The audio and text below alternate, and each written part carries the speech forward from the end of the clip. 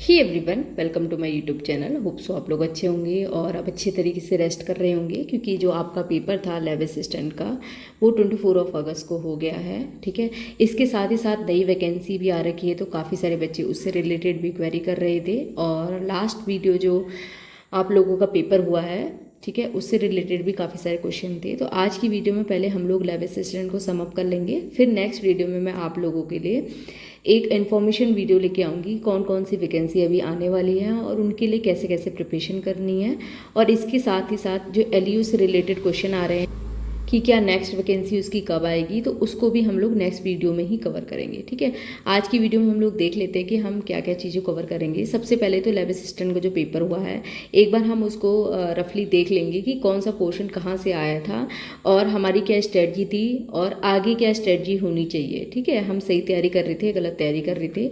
दूसरी चीज़, number of student, कितने लोगों ने इस पेपर को अपेयर किया है, क्या हमारे लिए गोल्डन चांस रहेगा अगर हमारे नंबर कम आ रहे हैं। ठीक है, तो नंबर ऑफ कैंडिडेट जो अपियर हुए थे उससे रिलेटेड भी मैं यहाँ पे एक डेटा लेके आई हूँ, जो आप लोगों के लिए मेरे ख्याल से बहुत ज़्यादा बेनिफिशियल रहेगा। थर्ड चीज़ हम लोग देख लेंगे कि आंसर की कब तक आएगी। ठीक है, और फोर्थ चीज़, इसकी कट ऑफ कितनी रहनी चाहिए। ठीक है, वैसे तो एक रफली आइडिया है, लेकिन फिर भी स्टूडेंट जिन लोगों ने पेपर दिया है उन लोगों को इससे बहुत ज़्यादा रिलीफ मिलता है जान के। ठीक है, तो मैं इससे रिलेटेड भी हल्का फुल्का इन्फॉर्मेशन जितनी मेरी नॉलेज है मैं यहाँ आप लोगों से शेयर करना चाहूँगी। ठीक है, तो सबसे पहले हम लोग इसका पेपर देख लेते हैं। अच्छा, पेपर स्टार्ट करने से पहले सबसे पहले मुझे प्रिया लोहनी जी ने पेपर दिया था। ठीक है, अगर किसी बच्चे ने पेपर नहीं दिया है और उसको भी पेपर चाहिए तो आप मुझे ईमेल कर सकते हैं, मैं आपको पेपर सेंड कर दूंगी। ठीक है, और यहाँ पे चलिए पेपर को स्टार्ट करते हैं, देखते हैं। सबसे पहले हम लोग क्या करेंगे, हम लोग बायो वाला पोर्शन देख लेंगे। ठीक है, अब जैसे कि फर्स्ट क्वेश्चन आप लोग देखेंगे तो ये आपका न्यूट्रिएंट्स वाले चैप्टर से ही आया था। अगर आप लोगों ने मिनरल न्यूट्रिशन चैप्टर पढ़ा होता तो अच्छे से ये वाला क्वेश्चन आप लोग कर लेते। ठीक है, इसकी जो एक्सप्लेनेशन है वो मैं बाद में कराऊंगी। मुझे लगता नहीं कि अभी तक आप लोगों ने कहीं ना कहीं से इसको सॉल्व कर ही लिया होगा। अगर नहीं किया होगा तो मुझे कमेंट में बताइएगा, मैं आगे आप लोगों को इसका एक वीडियो के बाद इसके एक्सप्लेनेशन वीडियो भी लेके आ जाऊँगी। ठीक है, अब जैसे कि ये वाला क्वेश्चन देखेंगे आप लोग, प्लांट किंगडम से दे रखा है। मैंने आपको हर प्रैक्टिस सेट में बोला था कि प्लांट किंगडम से कुछ स्पेशल कैरेक्टरिस्टिक्स हैं, उसी से रिलेटेड अभी आजकल ऐसा पैटर्न चला है, ऐसे क्वेश्चन आ रहे हैं। ठीक है, तो अगर आप लोगों ने सॉल्व करा होता तो हेल्पफुल रहता। अब जैसे कि इसमें क्या दे रखा था, आप लोगों को काफ़ी सारे कैरेक्टरिस्टिक्स दे रखे थे और आपको पहचाना था कि किसके अंदर आएगा। तो सबसे पहले वस्कुलर टिश्यू सबसे पहले कब आया था? सबसे पहले आया था टेरिडोफाइटा में। तो इसका आंसर हो सकता है टेरिडोफाइटा हो। थैलोफाइटा तो हो ही नहीं सकता, ब्रायोफाइटा भी नहीं हो सकता, क्योंकि वहाँ पे वस्कुलर टिश्यू तब तक बने ही नहीं थे। ठीक है, इन दोनों में से एक आंसर होगा। अब इसने बोल रखा है सीड्स भी होना चाहिए, तो सीड्स से तो टेरिडोफाइटा में आई नहीं थी, तो ये भी आंसर नहीं होगा। तो कुल मिला के आपका आंसर सीधे सीधे सीधे क्या हो जाता है, एंजियोस्पर्म हो जाता। ठीक है, अब यहाँ पे देखिए नेक्स्ट क्वेश्चन, ये भी आप लोगों का रेस्ट्रिक्शन एंडोन्यूक्लियस से आ रखा था। ठीक है, तो बायोटेक्नो वाले चैप्टर से था, एनसीईआरटी से ही था। डायरेक्ट इसका आंसर आप लोग देखते तो आप लोगों को पता चल जाता। अब ये क्वेश्चन देखिए आप लोग, मैंने आप लोगों को एक क्वेश्चन जो करा रखा है डायरेक्ट सेम ऐसा ही क्वेश्चन मैंने आप लोगों को प्रैक्टिस सेट में प्रोवाइड करा रखा था। मीन का करेक्ट ऑप्शन क्या है, किससे इसको किस सिंबल से इसको डिनोट करते हैं। ठीक है, तो आप लोगों का मेरा कहने का मतलब ये है कि जो भी प्रैक्टिस सेट मैं देती हूँ या आपको कहीं से भी मिलते हैं ऑथेंटिक, उनको जरूर सॉल्व कीजिए। उसको कहीं ना कहीं बेनिफिट देखा आप लोगों को मिला है यहाँ पे। ठीक है, ये तो सिर्फ 7 प्रैक्टिस सेट थे। अगर आप लोग और भी प्रैक्टिस सेट अपने तरीके से ही सॉल्व करते तो सोचो उनका कितना आप लोगों को फ़ायदा मिलता। ठीक है, आप लोगों को ये चीज़ समझ में आती कि कहाँ से क्वेश्चन आ रहा है, क्या चीज़ पढ़नी है, क्या चीज़ हमारे वीक पॉइंट है। ओके, अब ये क्वेश्चन देखिए, इसमें भी फंगल जीन से पूछ रखा, माइकोराइजा का कौन सा मेंबर, तो कौन सा होता है, ग्लोमस होता है। इसका आंसर आप लोगों का ए सही हो जाता। ठीक है, तो बायो के पोर्शन इतने ज़्यादा हार्ड भी नहीं आए थे, काफ़ी सारे तो एनसीईआरटी ओरिएंटेड ही आए थे और कुछ कुछ क्वेश्चन थे जो थोड़े से एडवांस लेवल के थे। ठीक है, तो अगर आप लोगों ने एनसीईआरटी वाले क्वेश्चन गलत करे होंगे तो क्या होगा, आप उन बच्चों से पीछे हो जाएंगे जिन्होंने एनसीईआरटी के क्वेश्चन सही कर रखे थे। ठीक है, अब देखिए ये वाला क्वेश्चन, ये भी बहुत इजी सा था। आप लोगों को घबराना नहीं, जैसे स्टेटमेंट पढ़ना है, इसीलिए प्रैक्टिस सेट भी सॉल्व करने जरूरी होते हैं। ठीक है, जैसे कि इंसुलिन पूछ रखा है, क्या करता है insulin, help to keep the blood glucose level within the limit. हाँ, लिमिट में रखता है। ठीक है, तो आपका ऐसे ही फर्स्ट ऑप्शन क्या हो जाता है, ट्रू हो जाता है। आप लोग की glucagon tend to decrease the glucose level in the blood, नहीं, ग्लूकागॉन का काम क्या होता है, इसका काम तो होता है बढ़ाने का। तो ये स्टेटमेंट फॉल्स हो जाएगी और ये स्टेटमेंट ट्रू हो जाएगी। अब सीधे आप लोग देखते फर्स्ट ट्रू और सेकंड फॉल्स, और किसी में ऐसा ऑप्शन दे ही नहीं रखा है, तो आप लोगों को नेक्स्ट स्टेप भी पढ़ने की ज़रूरत नहीं थी। और आपका ऑप्शन नंबर ए सही हो जाता। ठीक है, तो पेपर में घबराने की जरूरत नहीं है, आपको आंसर पता है। ठीक है, पूरे 4-5 स्टेटमेंट देखिए, ये नहीं सोचना है कि मुझे एस्ट्राडियोल का तो पता ही नहीं है क्या होगा। ठीक है, 1-2 स्टेटमेंट भी पढ़ते ना आप लोग, आंसर निकल आता। ओके, अब जैसे ये क्वेश्चन देखिए, नेक्स्ट क्वेश्चन देखिए आप लोग, विटामिन से रिलेटेड भी हमारे हर प्रैक्टिस सेट में हम लोग क्वेश्चन सॉल्व कर रखे हैं।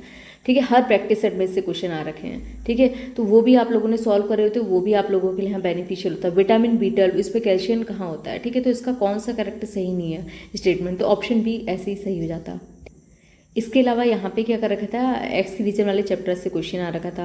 मैंने आप लोगों को एक वीडियो जो पहले ही बताई थी, I think biology study video थी, तो उसमें बोला था कि एक्स के रीजन वाला जो चैप्टर है उससे कहीं ना कहीं 1-2 क्वेश्चन आ ही जाता है। ठीक है, तो देखिए यहाँ पे इसके स्ट्रक्चर से ही जस्ट क्वेश्चन आया था। आप लोगों ने स्ट्रक्चर अगर देखे होते, आजकल एक पैटर्न बन गया है कि डायग्राम से रिलेटेड क्वेश्चन आते हैं, तो आप लोगों का ये वाला क्वेश्चन भी कहीं ना कहीं सही हो जाता। ठीक है, इसके अलावा मैंने एक जगह मैं एक क्वेश्चन ये भी देख रही थी कि जैसे मैं आप लोगों को फोटोसिंथेसिस में बोलती थी, C3C4 कैम्प प्लांट देखिए, तो उससे भी रिलेटेड एक क्वेश्चन आ रखा था।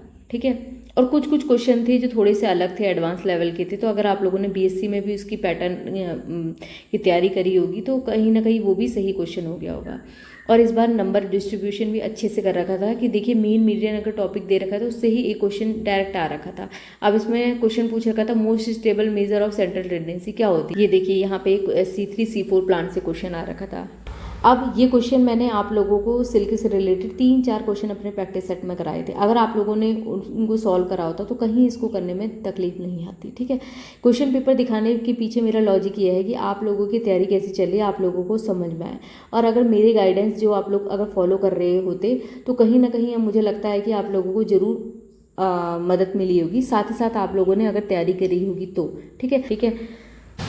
सो बायो का पोर्शन क्या आया है आप लोगों का, ज़्यादा मॉडरेट टू इजी में ही आया है, ज़्यादा मैं कहूँगी कि टफ नहीं आया है। केमिस्ट्री के भी क्वेश्चन आप लोग अगर देखेंगे, मैं यहाँ पे सारा पेपर आप लोगों को नहीं दिखाऊंगी, लेकिन डायरेक्ट NCERT ओरिएंटेड क्वेश्चन आए, जैसा कि बोला गया था एसिड बेसिक स्ट्रेंथ से क्वेश्चन देखिए, तो एसिड बेसिक स्ट्रेंथ से क्वेश्चन आए थे, ऑक्सीडेशन स्टेट से क्वेश्चन आए थे। इसके अलावा आप लोगों के नॉमेनक्लेचर से क्वेश्चन आए थे। ठीक है, ये पेपर आप लोगों को चाहिए होगा तो मुझे कमेंट में मैसेज कर दीजिएगा, ईमेल में मैं आपको सेंड कर दूंगी। ठीक है, इसके अलावा एनिमल हस्बेंड्री और एग्रीकल्चर से भी कहा गया था कि कम कम क्वेश्चन पढ़ रहिए, जो क्वेश्चन आते रहते हैं उन्हीं टॉपिक को पढ़िए। तो ऐसा ही हुआ है कि ऐसा नहीं हुआ कि 25 नंबर ऑफ क्वेश्चन आए हों, इसके भी बहुत कम लिमिटेड क्वेश्चन आए थे। जैसा कि मैंने एक एस्टिमेटेड वीडियो बनाई थी प्रयोगशाला की, उसमें मैंने आप लोगों से कहा भी था कि इसका पोर्शन आप लोगों का कम आएगा। ठीक है, सेम ऐसे एग्रीकल्चर का भी हुआ है। ठीक है, तो ये बात होगी आप लोगों की फर्स्ट टॉपिक के ऊपर। ठीक है, सेकेंड टॉपिक हम लोग देख लेते हैं कि नंबर ऑफ स्टूडेंट कितने लोगों ने अपीयर किया था। तो 15,887 लोगों ने इसका रजिस्ट्रेशन कराया था, यानी लैब असिस्टेंट का फॉर्म भरा था, जिसमें से सिर्फ और सिर्फ 4,912 बच्चों ने ही इसका पेपर दिया है। ठीक है, तो कहीं ना कहीं मुझे लगता है कि ये आप लोगों के लिए बहुत बढ़िया गोल्डन चांस होगा, क्योंकि आप लोगों का कंपटीशन बहुत मेजरली हट गया है। ठीक है, क्योंकि इसका पेपर भी 4-5 बार डिले हुआ है। कहीं ना कहीं इसके पीछे रीज़न यही होगा कि 10,000 समथिंग बच्चों ने इसका पेपर छोड़ दिया। अब आप लोगों का कंपटीशन सिर्फ और सिर्फ इतने बच्चों में ही है, और अगर आप लोग कहीं ना कहीं सीरियस स्टूडेंट रहे होंगे, ठीक है, तो ये आप लोगों के लिए बहुत अच्छा काम करेगा। ठीक है, आगे आने वाले पेपर में भी आप लोग ध्यान दीजिए कि थोड़ी बहुत प्रैक्टिस करते जाइए। ठीक है, लास्ट रेस तक जो बच्चा चलेगा ना वही विन करेगा। ठीक है, और जिसने बीच में ही रास्ता छोड़ दिया वो क्या हो जाएगा, वो हार जाएगा। ठीक है, तो मेरे को लगता है कि ये आप लोगों के लिए बहुत बढ़िया चांस रहेगा कि कितने कम बच्चों ने पेपर दे रखा है। ठीक है, थर्ड चीज़ जो आप लोगों के आंसर की से रिलेटेड क्वेश्चन था, तो देखिए 24 अगस्त को पेपर हो रखा है और आज शायद 29 अगस्त हो गई है, तो वैसे 1 वीक के अंदर ही आंसर की आ जाती है। तो मुझे लगता है जल्दी इसके आंसर की आप लोगों को प्रोविजनल आंसर की जो है वो प्रोवाइड हो जाएगी, तो आप लोग अपने नंबर का सही आइडिया तब लगा लेंगे। ठीक है, और फोर्थ चीज़ जो आप लोग पूछ रहे थे कट ऑफ से रिलेटेड, तो देखिए मुझे लगता है कि जिस भी बच्चे के 60+ नंबर आ रखे हैं ना, वो कहीं ना कहीं अपने आप को सेफ समझिए। प्लस इसमें बच्चों लोगों ने भी कम पेपर दे रखा है। ठीक है, बट आप लोगों की सीट भी टोटल 30 ही पोस्ट है। ठीक है, तो इस हिसाब से मैं आप लोगों से कह रही हूँ कि 60+ आप लोगों के लिए एक बेस्ट स्कोर रहेगा। ठीक है, प्लस अगर आप लोगों के प्लस माइनस थोड़े ऊपर नीचे भी हैं तो भी आप लोग होप मत लूज़ कीजिए, क्योंकि यहाँ पे बच्चे बहुत नंबर अपीयर होने वाले बहुत ज़्यादा कम हैं, ठीक है। और पेपर भी ऐसा नहीं था कि बिल्कुल हलवा ही आया था, थोड़ा बहुत जिसने तैयारी करी होगी वही अच्छे नंबर लेके आएगा। तो आप लोगों के अगर इसके अराउंड भी कहीं पे भी हैं तो भी अपने आप को सेफ समझिए और एक बार आंसर की आने दीजिए, ताकि बच्चे नीचे कमेंट सेक्शन में मुझे बता सकेंगे कि किसके स्कोर कितने आए हैं, तो भी सही से आइडिया लग पाएगा, ठीक है। लेकिन अभी के लिए अगर आपके इतने नंबर है तो कहीं ना कहीं आप अपने आप को सेफ समझिए और आगे आने वाले पेपर की भी तैयारी करते जाइए, ठीक है। इसी पेपर के लिए मत बैठिए। नेक्स्ट वीडियो में हम लोग क्या करेंगे, हम लोग एक स्ट्रेटजी वीडियो लेके आएंगे कि अभी जो नेक्स्ट कौन कौन सी वैकेंसी आ रही है उसके लिए कैसे तैयारी करनी है, और एलईओ से रिलेटेड जो भी आप लोगों की क्वेरी है नीचे कमेंट सेक्शन में लिख दीजिएगा, मैं उसको भी नेक्स्ट वीडियो में सम अप करने की कोशिश करूँगी, ठीक है। आज की वीडियो में बस इतना ही। Thank you so much for this video.